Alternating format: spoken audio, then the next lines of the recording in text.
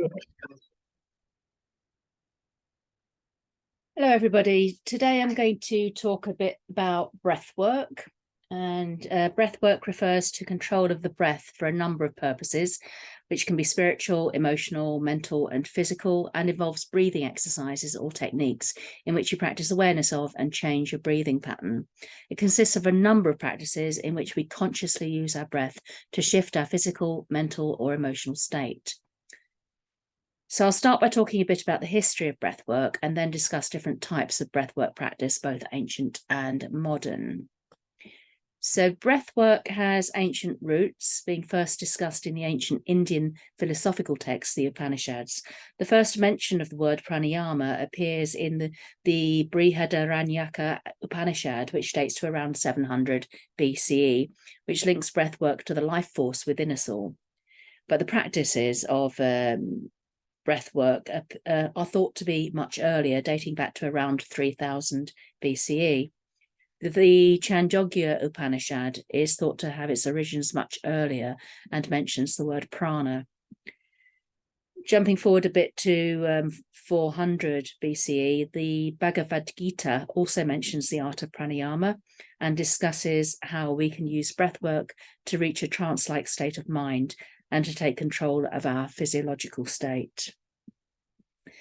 The practice of pranayama is developed further in the Maitrayaniya Upanishad in around 400 BCE, which discusses pranayama as a complex system that can be used in a myriad of ways and introduces a 6-step process to become yogic masters. So the first step is pranayama, or breathing exercises. Then the second is sensory withdrawal, or pratyahara. The third is introspection, or dhaka. The fourth is complete focus, or dharana. The fifth is meditation, dhyana. And the sixth is union, or liberation, samadhi.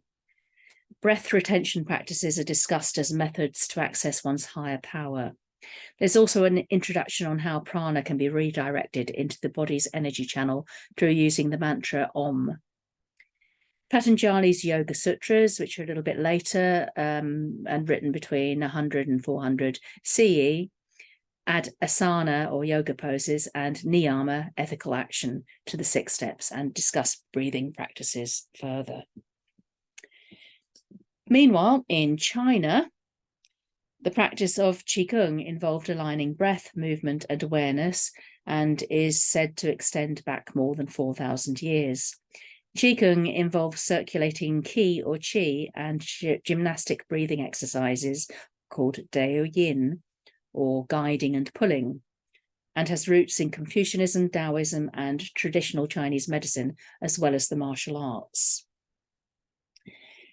The idea of breath as the life force also existed in ancient Greek philosophy and medicine, with the concept of pneuma, an ancient Greek word for breath, life force, spirit, or soul, sometimes used interchangeably with the word psyche or psyche. In ancient Greek medicine, pneuma is the form of circulating air necessary for the functioning of our vital organs and sustains consciousness in a body. Anaximenes said that pneuma was the element from which everything originated. Aristotle, in the 4th century BCE, considered pneuma to be the mobile air that runs through all life. It is in the sperm and transmits the ability to move and sense to the offspring from the soul of the parent. Pneuma preserves the vital heat. Aristotle called the innate spirit symphyton pneuma and described it as the power of the soul to be mobile and exercise strength. In Stoic philosophy, pneuma is the breath of life, a mixture of the elements of air and fire, and is the active generative principle that organizes the individual and the cosmos. Pneuma as the human soul, or psyche, is a fragment of the pneuma that is the soul of Zeus, or Zeus. Pneuma is a force that permeates everything, including inanimate objects. Cleanthus, who was writing around the 4th to 3rd century BCE, described pneuma as intelligent spirit, akin to a current of air or breath, immanent in the universe as God, and in man as soul and the life-giving principle. Diocles in the 4th century BCE and Praxagoras in the 4th to 3rd centuries BCE discussed the concept of psychic pneuma mediating between the heart and the brain. Now, although there are no surviving records of ancient Greek breathwork exercises, as far as I know, at least not in English translation, it's likely, I believe, that breathwork was practiced and the importance of pneuma for health was discussed by the followers of Hippocrates and later by Erasistratus, who said that the pneuma inhaled from the outside air rushes through the arteries until it reaches the various centres, especially the brain and the heart, and there causes thought and organic movement. The pneumatic school of medicine was an ancient school of medicine in ancient Greece and Rome, founded in Rome by Athenius of Cilicia in the 1st century AD. It seems to me almost certain that breathing exercises would have been employed in ancient Greek medicine to ensure the healthy functioning of mind and body. There are references to breathwork in the Greek magical papyri from the Hellenistic period used for magical work, and in traditional Islamic medicine, which is called Unani Tib, which literally means Greek medicine. Breathwork is utilised in healing, and Unani Tib basically preserves ancient Greek medical practices from Hippocrates and Galen, Claudius Galenus. So why do we do breathwork? What does breathwork do for us? People practice breathwork for a variety of reasons. And overall, it's thought to bring about improvements in mental, physical, and spiritual well-being. It can improve our emotional state and decrease levels of stress in otherwise healthy people.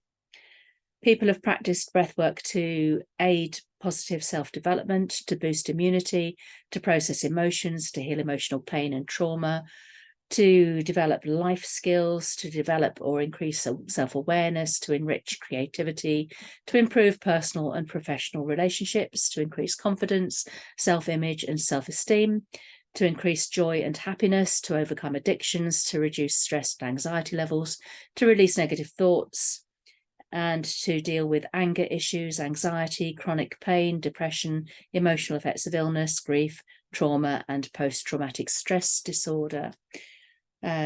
It's also used by actors and musicians, and most importantly, possibly for pagans, to raise energy for magical work and to connect with the cosmos and create energy flow or relationship between self and the divine, the individual soul and the cosmic soul, and also to awaken the subtle energies within the body, the chakras, and improve awareness of the mind, body, spirit system. So there's a lot of different types of breath work, and I'm going to talk about a few of them, not all of them, because otherwise the talk will go on for hours. So I'll just talk a little bit about yogic practices, pranayama, qigong, and some of the more modern types of breath work, such as holotropic breath work, clarity breath work, and rebirthing breath work, as well as hermetics. So firstly, what is pranayama? Or what is prana? In Sanskrit, prana means life force and describes the energy that sustains the life of the body. Pra means primary, first, or innate, and ana from anu means the tiniest, smallest, indestructible unit of energy. The word pranayama is a combination of prana and ayama, which translates as to extend, expand, or draw out. Some also say that the word is a combination of prana and yama, or control. But both translations lead to the same concept, that pranayama is a practice that involves the management or control of the breath, which it is believed rejuvenates the body and extends life. Pranayama consists of techniques designed to gain mastery over the respiratory processes, whilst recognizing the connection between the breath, the mind, and the emotions. Pranayama can be practiced as a standalone practice, or it can be incorporated into asana practice, that is postures, yoga postures, coordinating your breath with your movements, and also with visualizations of the chakras as well.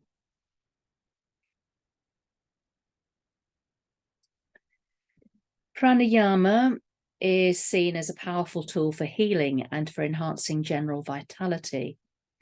Practices such as Nadi Shodhana or alternate nostril breathing, for example, has been practiced to synchronize the two hemispheres of the brain and to purify the subtle energy channels or nadis of the body so that the prana flows more easily during pranayama practice. There are said to be 72,000 nadis or energy channels in the human body, which spring from the three basic nadis, which can be seen on the picture here.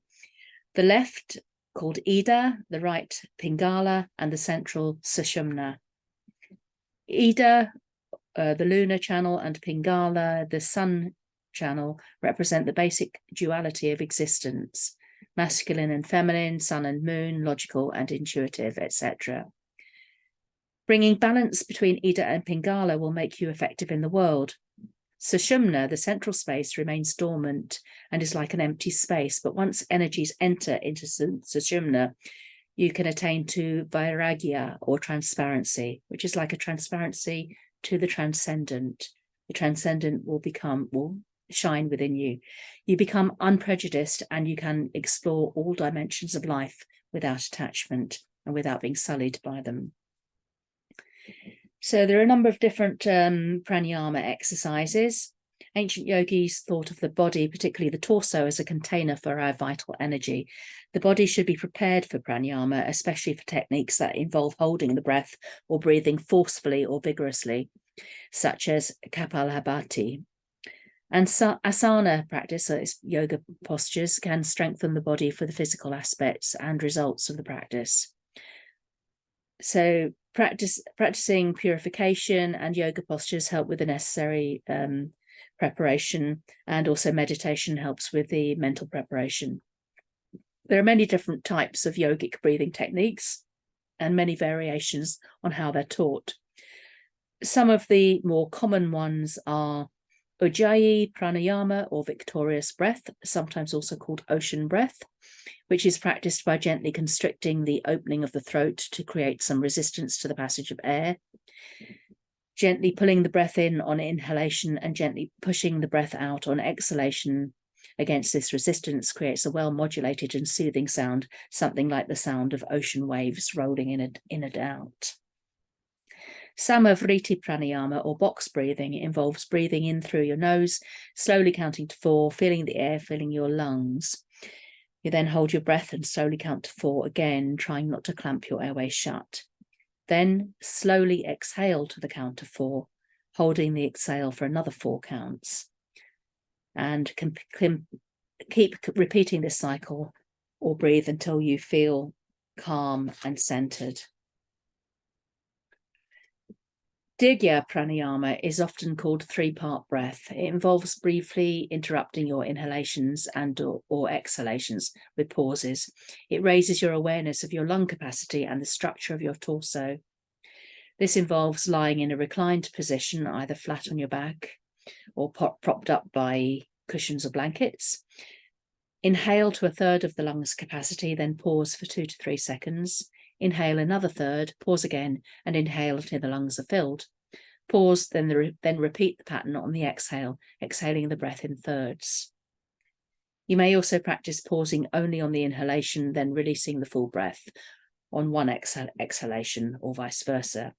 Take in 1 deep breath, then exhale in 3 parts. And this can be combined again with yoga exercises, physical exercises. Nadi Shodhana pranayama is alternate nostril breathing, and it's practiced to help calm the body and mind. It can regulate your nervous system by activating the body's relaxation response. For this, you sit in a comfortable posture or asana and make Vishnu mudra with your right index and middle finger folded in to meet the base of your thumb and the other fingers extended. Your left hand can rest on your left thigh or in your lap. It can also be used to support your right elbow. You close your right nostril with your thumb and inhale through your left nostril, then close your left nostril with your ring finger and little finger, and after a very brief pause, open and exhale slowly through the right nostril, opening that nostril by lifting your thumb. Keep the right nostril open, inhale, then close it, and open and exhale slowly through the left. This is one cycle. This cycle is then repeated 3 to 5 times. Then the hand releases the mudra and you go back to normal breathing.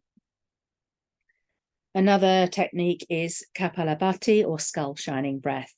Kapalabhati, also sometimes called skull brightener, consists of alternating short explosive exhales and slightly longer passive inhales. Exhalations are generated by powerful contractions of the lower belly between the pubis and the navel, which push air out of the lungs. Inhalations are in response to the release of this contraction, which sucks air back into the lungs. You can begin to practice this technique in a seated position or a reclined position with your fingers placed lightly on your belly.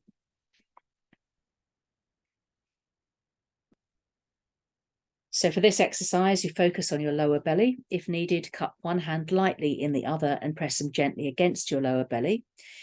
With practice, you'll have more abdominal control and your hands placed on your belly might not be necessary. Now you quickly contract your lower belly, pushing a burst of air out of your lungs. Then quickly release the contraction or your hands so the belly rebounds to suck air into your lungs. Pace yourself slowly at first. Repeat this 8 to 10 times at about 1 exhale-inhale cycle every second or two. As you become more adept at contracting and releasing your lower belly, you can increase your pace to about 2 exhale-inhale cycles every second. Whilst you're doing this, imagine the exhalation sweeping out or brightening the inner lining of your skull. And this helps to awaken the crown chakra or energy center.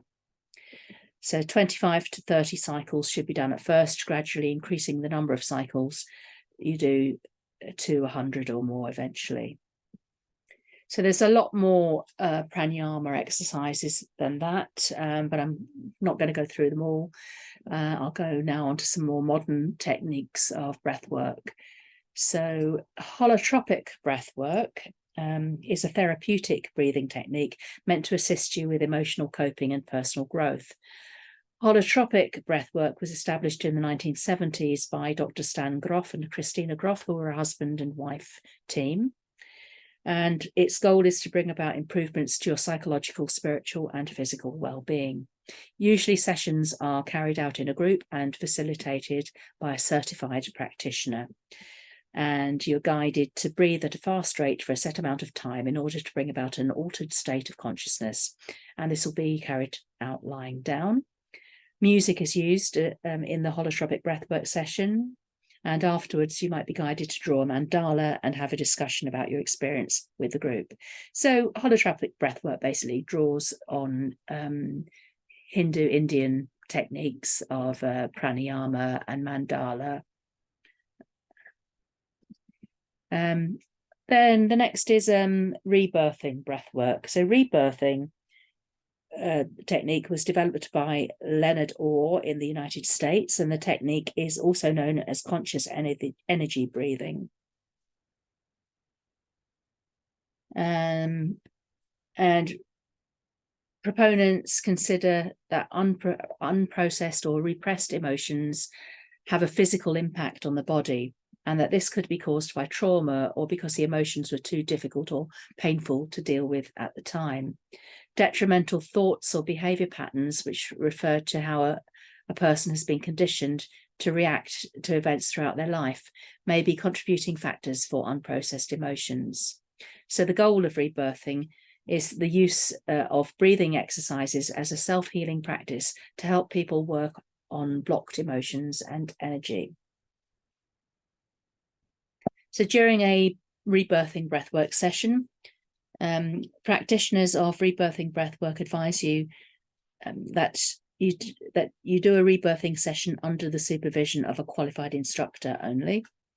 And during the session, you relax and use what is known as conscious connected circular breathing. This is where your breaths are continuous with no spaces or retention between breaths. During this time, you may have an emotional release thought to be triggered by subconscious feelings and thoughts. Practitioners of this type of breath work believe that bringing the adverse aspects of past trauma to the surface and letting go of them may bring about inner peace and a higher level of consciousness. Clarity breath work. This is a technique developed by Ashana Solaris and Dan DeLong, also called Dharma Devi, and it's similar to rebirthing breath work. And this practice supports healing and transformation by clearing blocked emotions through the physiological impact of controlling your breath. Through this type of breath work, you'll practice circular or continuous breathing. With this practice, you may learn to have a greater awareness of the present moment.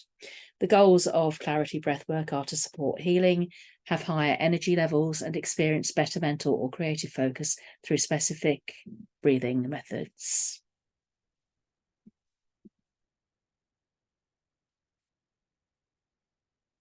Before a clarity breathwork session, you'll have an interview or counselling session with a practitioner and set intentions for your session.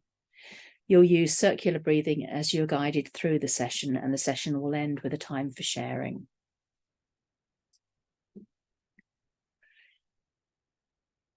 Buteyko breathing technique was founded by a Ukrainian doctor, Konstantin Buteyko, and this was created in the 1950s.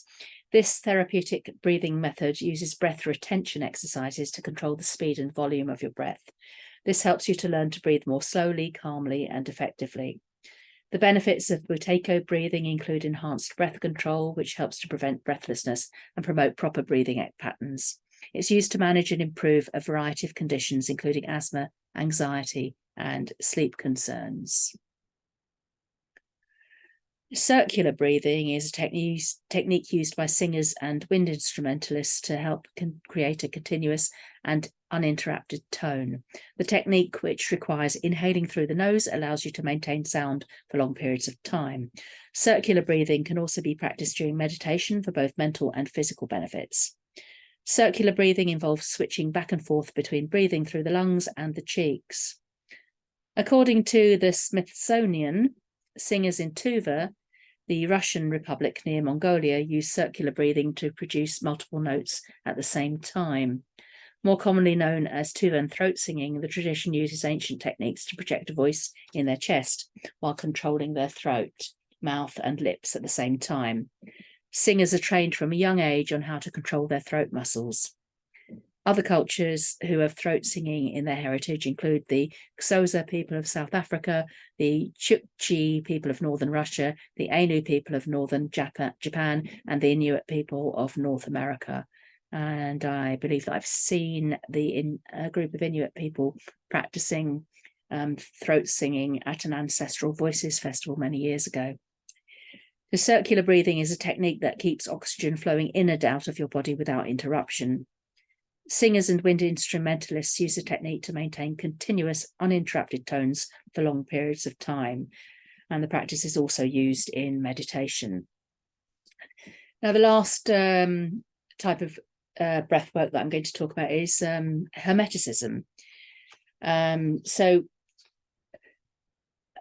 Francis Bardon wrote a well-known book called Initiation into Hermetics, and in that he discusses breath work as a magical technique. Bardon says that breathing is to be given your very careful consideration, as there is no life at all without breathing. All we need for our life and what preserves our life, that is breathing and food, is tetrapolar, according to Bardon. That is, there are 4 elements plus a 5th, the vital element or Akasha principle. But the air we are breathing has a finer degree of density than the grossly material food has. But according to the universal laws, both of them have the same nature, being tetrapolar and serving to keep the body alive. Bardon says that oxygen is subject to the fiery element and nitrogen to the element of water. The airy element is the mediating element, and the earth element is that which holds together the oxygen and the nitrogen. The Akasha or etheric element is the lawful, causal, or divine principle. By normal or unconscious breathing, the body is supplied only with as much elemental substance as is necessary for its normal preservation. But it's quite different with conscious breathing. If we put a thought or an idea or an image, no matter whether it is concrete or abstract, in the air to be inhaled, it will take in the Akasha principle of the air concerned and convey it through the electric and magnetic fluids to the air substance. This impregnated air will then play a double role when it is conveyed to the lungs through the blood vessels. In the first place, the material parts of the elements are destined to preserve the body. Secondly, the electromagnetic fluid charged with the idea or the image will lead the electromagnetic air coloured with the idea from the bloodstream through the astral matrix to the astral body, and from there to the immortal spirit through the reflective mental matrix. Consequently, it's quite evident that it's not the quantity of inhaled air that matters, but the quality respecting the idea impregnating the air substance. Therefore, it's not necessary nor even advisable to pump the lungs full with a lot of air, putting a needless strain on them. Consequently, if you'll do your breathing exercises slowly and calmly without any haste, it will be better. So sit down comfortably, relax the whole body and breathe in through your nose. Imagine that with the inhaled air, health, tranquility, peace, success, or everything you are aiming at will pass into your body through the lungs and the blood. The eidetic image of your idea must be so intense that the air you are inspiring is so strongly impregnated with your desire that it has already become reality. Barden says that you should not allow the slightest doubt about this fact. And to avoid weakening, it will be enough to start with 7 inhalations in the morning as well as at night. Increase the number of breaths gradually to 1 more in the morning and at night.